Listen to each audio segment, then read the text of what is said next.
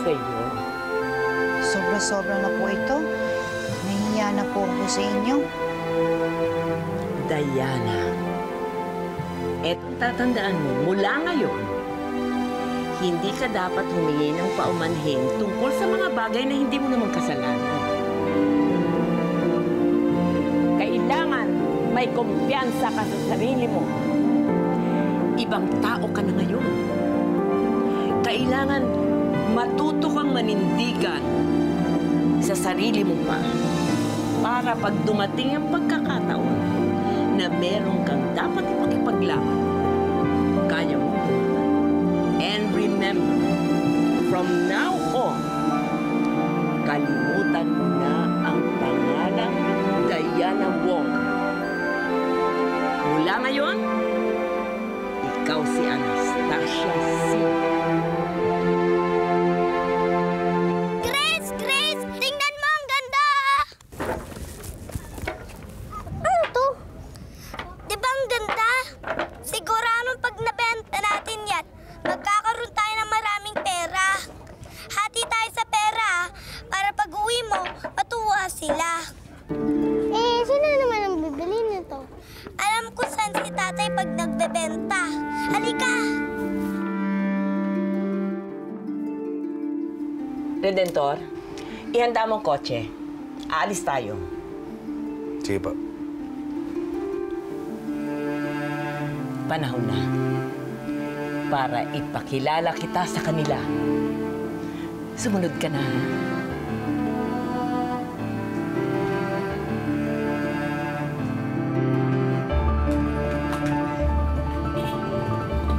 Oy!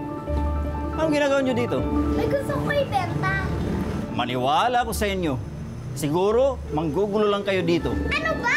Manggar, totoo po ang sinasabi niya na may ibebenta po siya. Ay, maniwala na po kayo sa amin. Alis. Huwag kayo dito, Manggar, kayo dito. Ano ba nangyayari dito? Sir, mangungulit lang ang mga ito dito. Mangungulit. Magbebenta na ako eh. Di ka ba makakaintindi? Eto! Mahal to! Oo, mahal yan. Oh. Niloloko mo yata kami. Parang plastic lang yan. Pangsabit sa Christmas tree.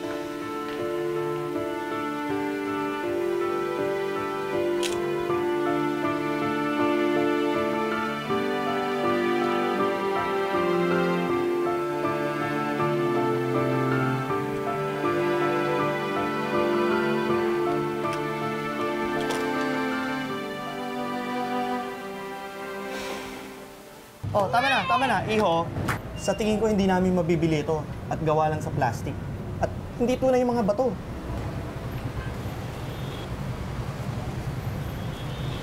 Ito po ba?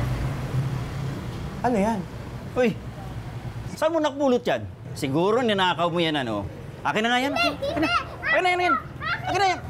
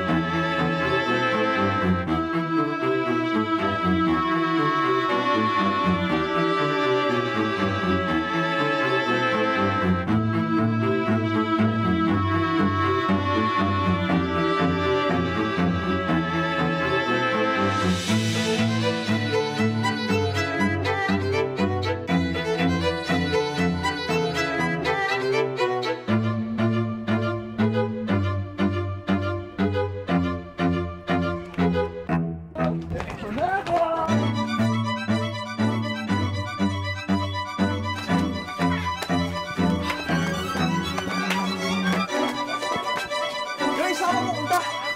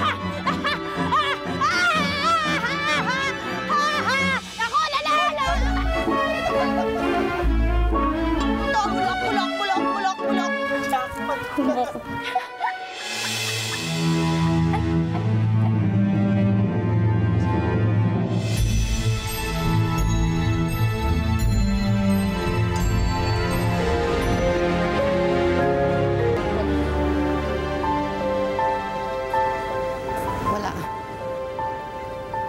Pasensya ho uli ah. Pasensya po uli ha. Pasensya. Kasi po, ito eh. Sige po.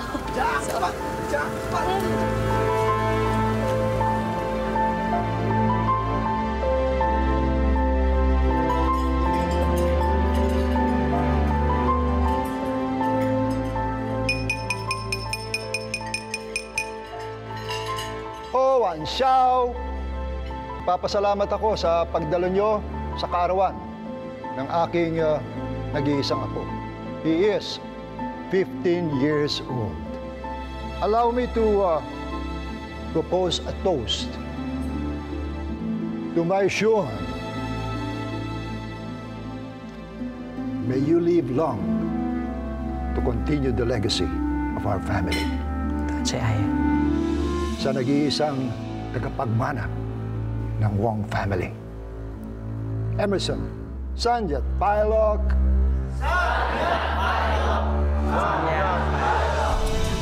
Kayo ba ang mga sim? Oo. Private property po ang lugar na ito. Binabawi ng may-ari. Bumaba na ang permiso para sa demolisyon. Nakikiusap po kami na sana umalis kayo ng voluntaryo para walang masaktan.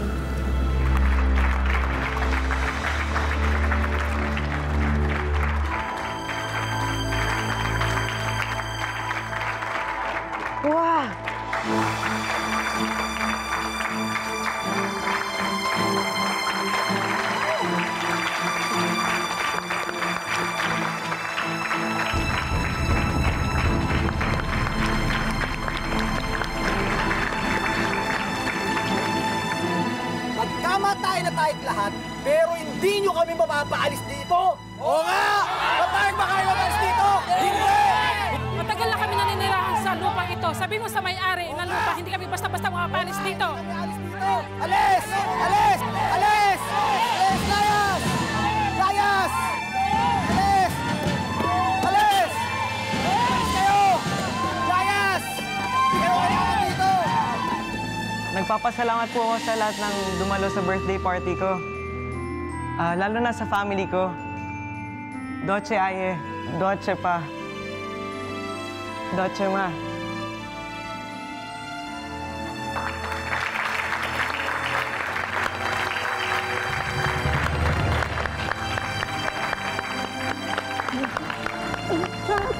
Emerson! Emerson! Emerson! Emerson! Emerson! Son! Ano nangyari? Son! Tawag, doktor! Doktor, please! Listen nyo! Anong petsa natin nabili? Ang property sa Dasmariñas, Cavite.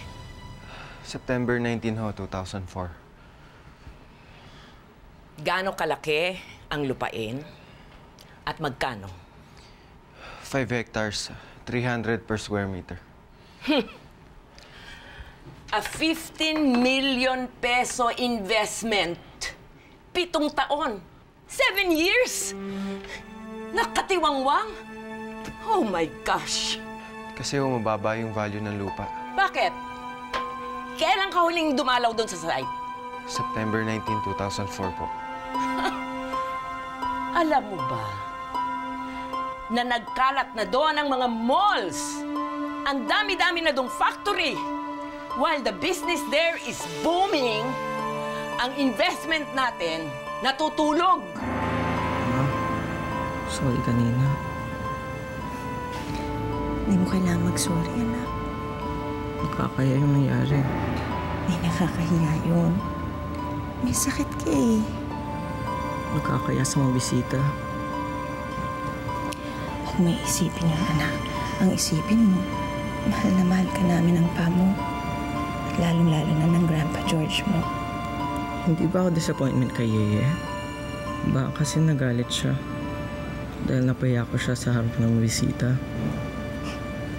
Anak, alam mo, huwag mo isipin yun. Dahil ikaw ang nag-iisang tagapagmana ng pamilya Wong. Kaya importante ka sa Grandpa George mo. Hmm?